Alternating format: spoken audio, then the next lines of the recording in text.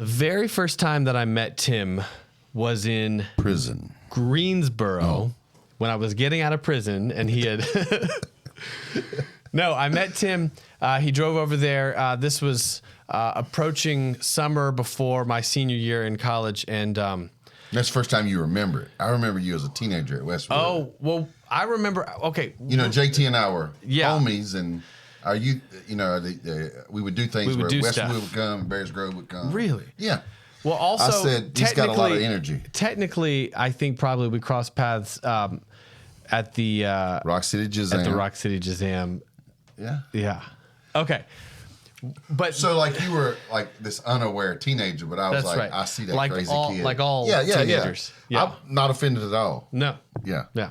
Well, what I remember in particular about that meeting with, you know, I was going to meet up with him and talk about, you know, doing a summer internship. Mm-hmm. And so we drove over to some fast food place like Burger King or something. And I literally within the first minute of conversation with a total stranger at Burger King, Tim had made this, you know, this cashier, this, you know, this lady who was taking our order just laugh. And I was like, who is this guy? What is the deal? And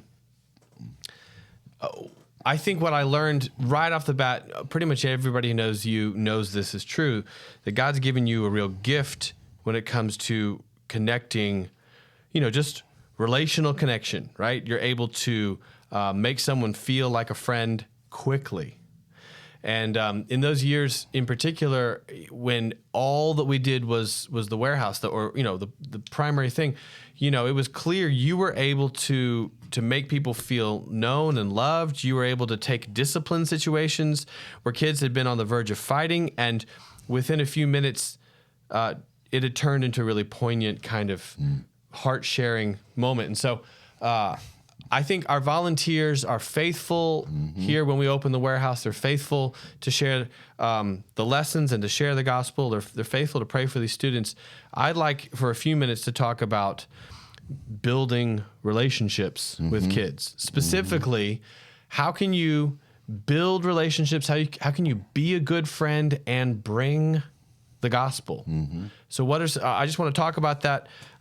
So right off the bat, you were telling me you've been out for a few days, maybe a couple weeks. You've been out for a little while because of sickness in your house, but your plan when you came back, you had already pre-planned this crazy wacky question. You were going to ask like a bunch of kids a crazy wacky question. Tell me about that. Every week I come up with some. It seems random, but I've actually tried to think about it. And this last night's was going to be, tell me how far back you remember you. Like, what do you mean? So it really, it has two parts, and I don't care which one they answer first. I'm going to try to draw the other one out. Okay. So the first part is like basically saying, what are your earliest memories? Okay. But that's too straightforward. Right. So it's just a sideways way of saying. Yeah. And the second one is, what do you know of your family history? Again, to me, it's too sanitary. You can exit out of it. Yeah. Well, you know, we're English. Sure. Or, you know, we're Swedish or whatever. So, but if you make it personal and start saying, like, what do you know about you? Yeah. Right? And in that, instead of asking the question, I definitely want to stay away from yes and no questions, right? Did you have a good day at school? Yeah. No. Tell me about school, right? So that's why I want to ask the question as a statement. But secondly, I want to give them permission to enter the story. That's a chronological question at any point they want to, and to go from there. Okay.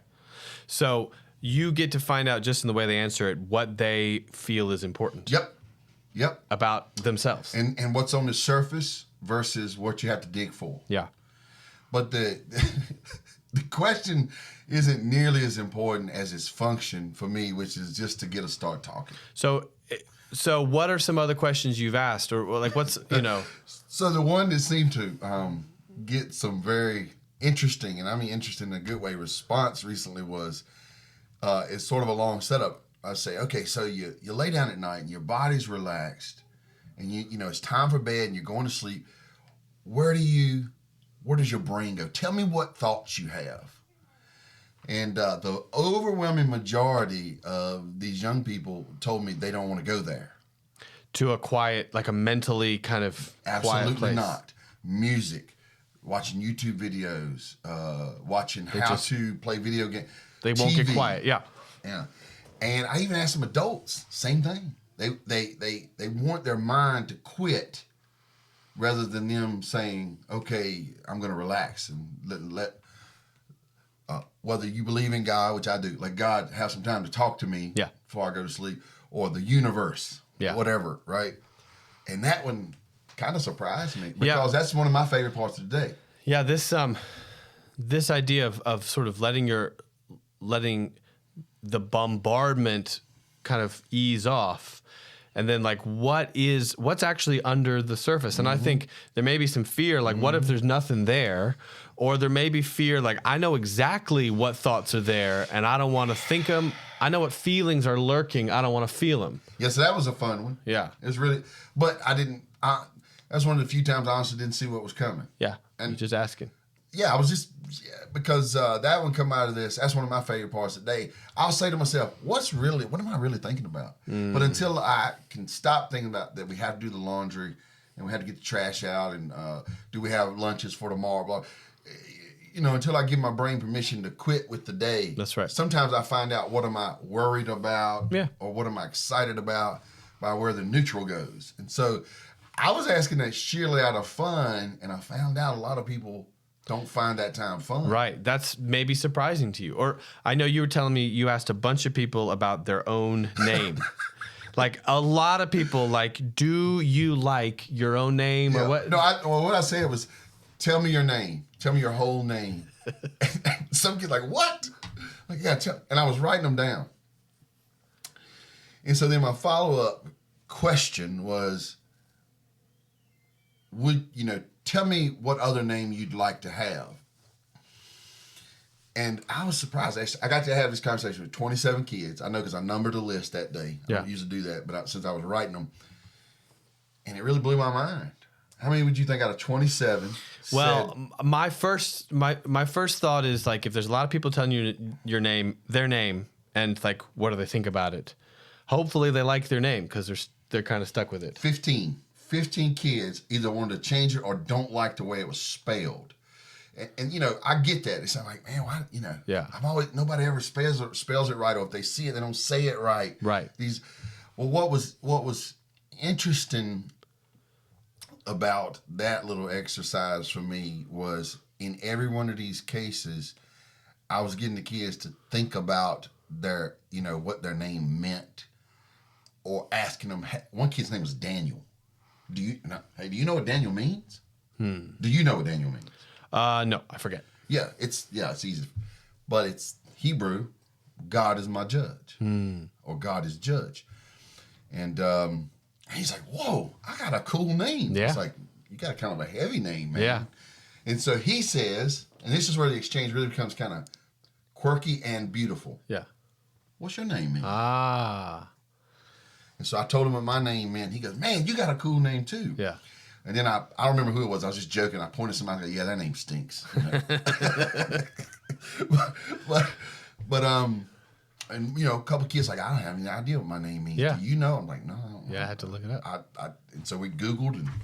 Yeah, I mean, I want to pause and recap a variety of times, but I think if you work with students, if you come here and work at the warehouse, or if you are a student that is coming and making friends and things, like, when's the last time that you went out of your way to ask some questions to really make it clear, like, I'm interested in you. I'm interested in learning something about you. You pointed out, like, you got to be a good friend. Like, if you want to have any kind of impact relationally, you've got to be a good friend. And these questions, I'm all about categories, and it seems to me that these questions all have to do with identity, like actually caring about a person's identity, their family history, their, what are their thoughts when everything is quiet. You could ask other questions that kind of touch on, like, what are your passions, or what about your emotions? Like, what are you feeling right now? But you might have to think of a creative question. If you just looked at a kid and said, what are you passionate about right now? Like, You getting out of my face. that's right. That's right. Yeah, Well, I know what I like is I like to internalize and then discover how they relate to the external. In other words, know them, try to find out who they are on the inside so that then we can discover how they would even, for me, there's no bigger subject than the gospel, right? Yeah. But, if we're each fearfully and wonderfully made, if we're each knitted together in our mother's womb, and we are, and if each one of us, like that proverb says, train up a child in his unique bent, it's probably the best translation. So if everybody's really unique, right, then even though the gospel doesn't change, how I help you hear it, how I become God's instrument in helping you hear it is very specialized in the same sense that everybody's going to order quesadillas, but somebody's going to say, don't give me guacamole. Sure.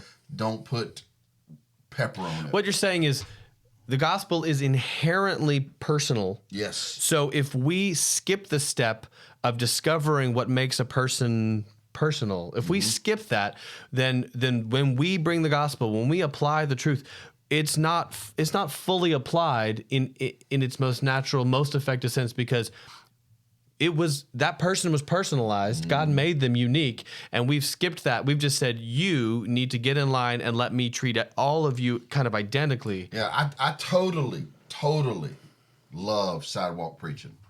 In other words, if somebody's got a calling like that, Sure. I'm not going to disdain it. Sure. At the same time, what our mission here is to knit a community. We're knitting the church community together. Yeah. We're knitting the community of faith. And then we're asking that community to enter in, to be together, to be Christ entering in with people. And we're not just we're not, this isn't an amusement park. We live here. Yeah. So relational. It's super important.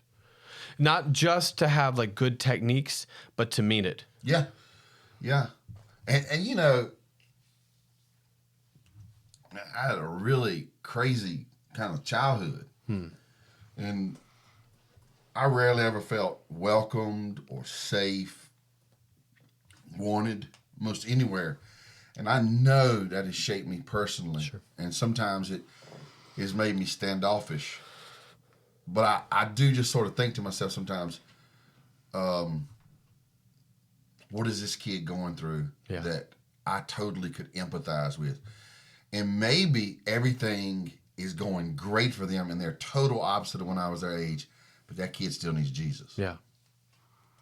You know what I'm saying? Yeah. So they don't have to be dealing with trauma to be needing Jesus. What I get really excited about in those cases then is this, I might understand more of trauma, as you say, or dysfunction. Sure. What I get excited about then is I'm learning a part of the world that I don't know. And it even becomes more critical. Sure. To listen, and to ask questions and to discover things, and so whether it's a empathetic, or sympathetic, feeling with, feeling for, I want to enter in with them, and so the only way I know to do that is to get to know them. Yeah. So I it seems clear to me we kind of need at least a part 2, maybe a part 3, but we'll just kind of wrap this right here and say, look. You've got to get to know people. Asking questions is a great way to get to know people. If you were going to give just a few pointers on how to ask questions or what kinds of questions, or what would you say for somebody who's coming into this space? They've got their lesson plan ready. They kind of know what room they're going to run or whatever. But what about during all the free time? What about asking questions? What are some pointers you would give people? Yeah. So so a big one is if you're doing a job where you just have to do that job, don't feel guilty. Like if if you're running the snack bar and you can't have a 2-second conversation because you're going back and forth. Sure. Thank you for running the snack bar. Yeah. If I want to say that, or if you're, what I usually do is I'm in the gym or in the multipurpose room watching large groups, and I can kind of do this and do this. So every week I just try to work on one discussion thing, and I say if my goal is to have a discussion, if I have it with one kid, success. Yeah. If I do something weird and I can talk to 27 kids, cool. Most weeks it's not 27 kids. Sure. It's 3 or 4. So I would say think about how you like to be known and how you're willing to reveal that. and then I'll use your language I've heard you use, reverse engineer it. Yeah. You know, so So if you would feel totally backed into a corner and put on the spot by a particular type of question, don't ask it. don't ask that type of question. Find a different way to ask that question. Tell me your grossest sins you've ever committed. Yeah. What you'll get is, you know what he did, you'll start to get some deflection. Anybody ever deflected that type of thing? Yeah. So treat people the way you would want to be treated. It sounds pretty natural. Yeah. It sounds pretty like common sense. And I honestly didn't know exactly where it was going. And this is where my bookmark was in my Bible. But I would actually say one key element is do the opposite of Jonah. Instead of begrudgingly entering in, run to enter in. He ran away from his mission, run to enter in. And don't think if you're just discovering in the moment that a kid has a difficult part of life or the wrong piece of a worldview, just because you heard in the moment, you're not going to fix it or change it in a moment. That's right. There's an organic pace to relational ministry. You hear it. A big key thing is, even if you know it's wrong dead on the spot, if it isn't immediately dangerous to them or somebody else, just listen. That's hard to do. Even if they say something ugly or wrong, because you gotta spend some time getting behind what was said. And so Can you give me an example? Maybe not a specific kid or name or whatever. No, I'll talk about myself, because that's I have permission to only talk about myself. Okay. So I grew up in one of these families where fighting wasn't bad. Yeah, it wasn't bad. And so when adults would try to tell me you're not going to fix anything like that, I'm going, have you ever tried? And so I heard that a lot. I'm like, what did you think you were going to do right there? Well, they didn't ask me what I was trying to do. They didn't ask me. They started by scolding the thing that was my basic behavior. And granted, you couldn't just let me fight in school and tear up classroom. That's right. I'm not saying that's okay, but what I'm saying is when you come along with the relationship behind it, rather than saying, hey, you big dummy, why are you saying ugly words? Why are you fighting? Why are you yelling? Why did you smack that ball out that kid's hand that way?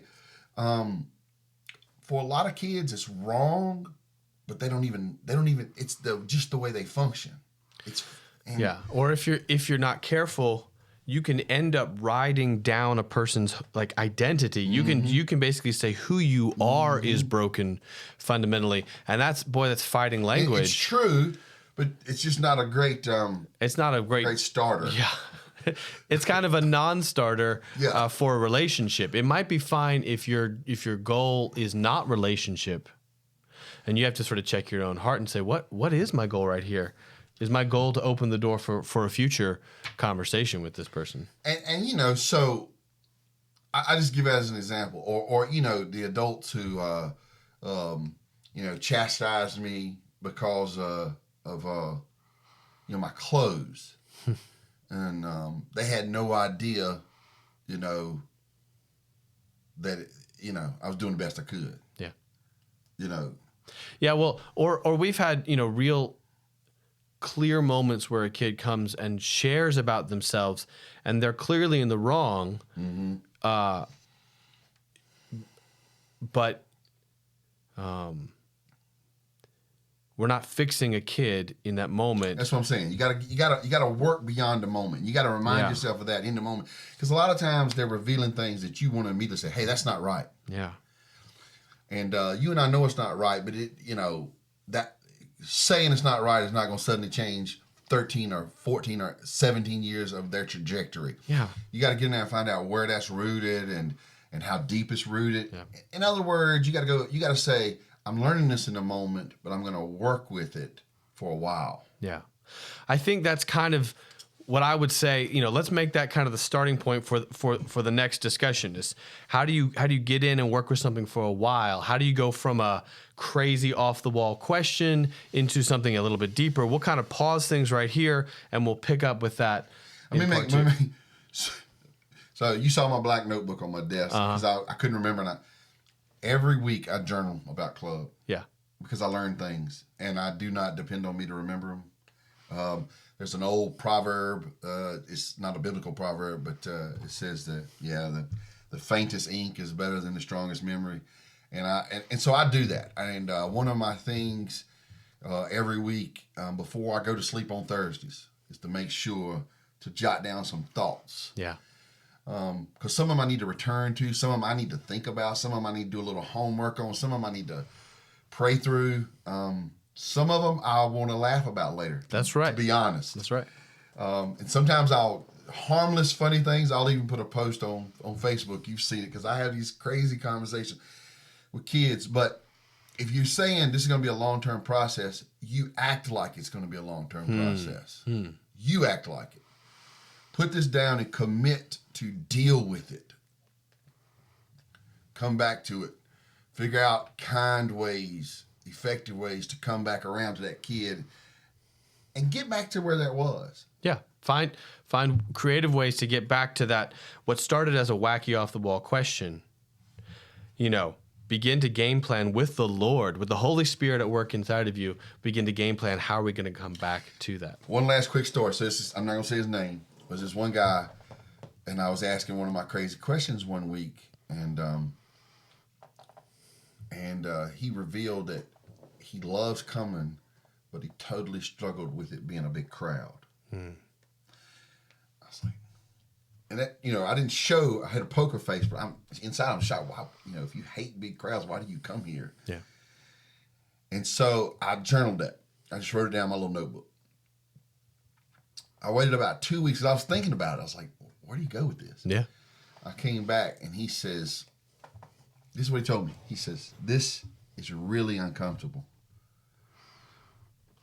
but I experience a lot of people here who I know love me. So he is literally very uncomfortable, and he's mitigating how uncomfortable he is because of feeling loved and accepted. That's right. And so he isn't saying I'm not uncomfortable. He's just saying there's also love. And I kind of wanted to cry. Yeah, that's a big deal. Yeah, and I was like, whoa.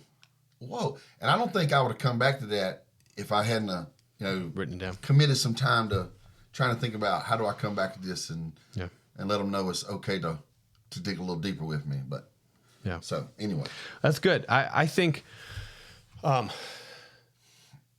sometimes, based on what I share or what you share, sometimes people get the impression that every moment is a home run.